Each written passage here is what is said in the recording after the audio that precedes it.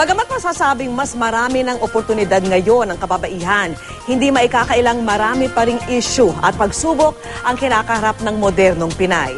Yan po ang pinunsuhan sa Barangay Saksi ni Trisha Zafra. Dito sa Barangay UP Campus sa Quezon City, si Kapitana Isabelita Gravides daw ang madalas takbuhan ng mga naaaping kababaihan.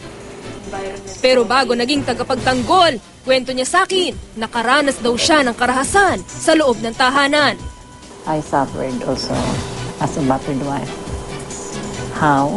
Kasi pinaghirapan ko yung pinag-aralan ko eh. But I was not able to practice it. Kasi tingin ng asawa ko, maganda ako masyado, baka maagaw eh. Pero no, parang he believes na a woman's place is at home.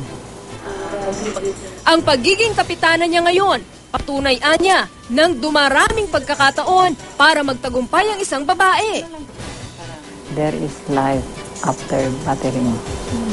I don't take this as a serious problem, but a beginning. How you handle it, it's up to you. Hanggang ngayon daw, may mga issue pa rin na araw-araw humahamon sa kanila. Tinanong natin ang ilang kababayan natin dito sa Barangay Culiat sa Quezon City para malaman kung ano-ano nga ba ang ilan sa mga ito. Ate, ano ba ang mga challenges sa iyo sa araw-araw bilang isang babae? Madalas pong masabi sa akin ng marami kong mga kaibigang lalaki na hindi daw kayang kitain ng babae ang kinikita ng katulad nila. Pero napagpatunayan ko naman po na kaya din naman po namin kitain kung ano man ang kinikita ng mga lalaki. Ate, kayo naman, ate. Kayo ba naniniwala na sa panahon ngayon pantay na ang estado ng mga babae sa lalaki? Opo naman, kasi kung kayang bumuhay ng lalaki ng pamilya, mas kaya din ng mga babae. Po ba?